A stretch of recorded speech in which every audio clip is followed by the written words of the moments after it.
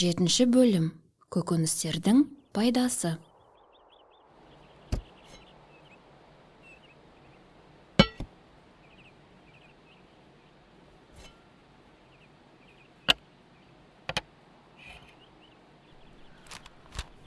Нуса, Рара, тамақ ішуге келіңдер, дайын болды. Келе жатырмын, анашым.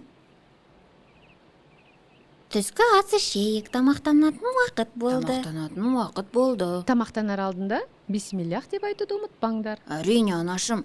Бисмиллахиррахманиррахим. Барлық көкөністерді тауысыңдар. Мен қазір келемін.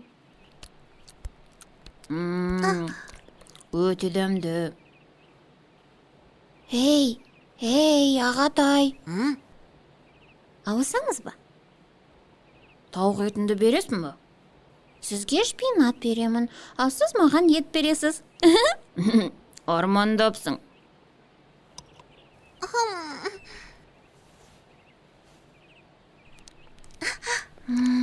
Анта, егер сау болғың келсе, шпинат жейсің ба?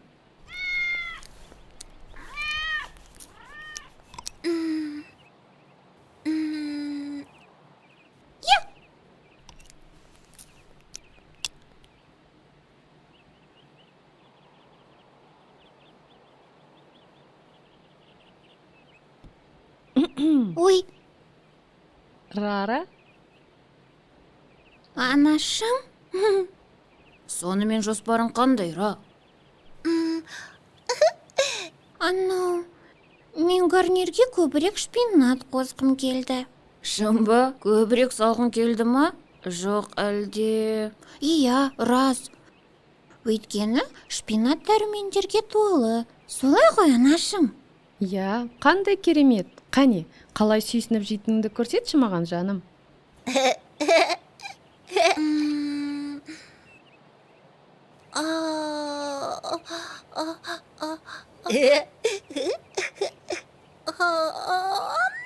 Дәмді ма екен?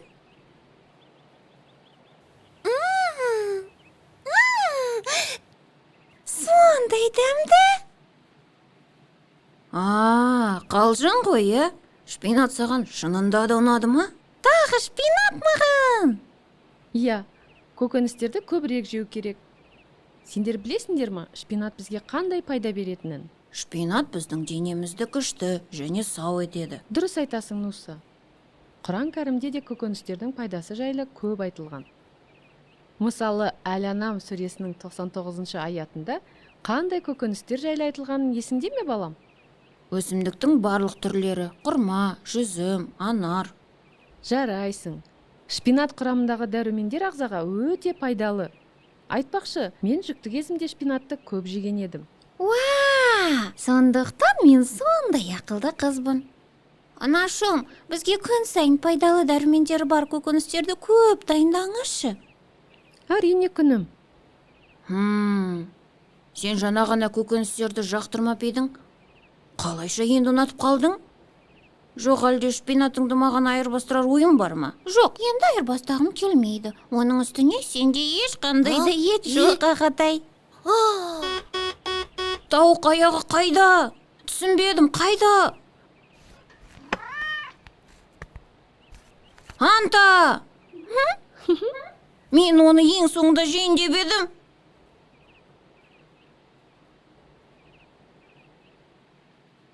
Аллахтың бізге халал еткен тағамдарын жеу ғибадаттың бір түрі болып саналады.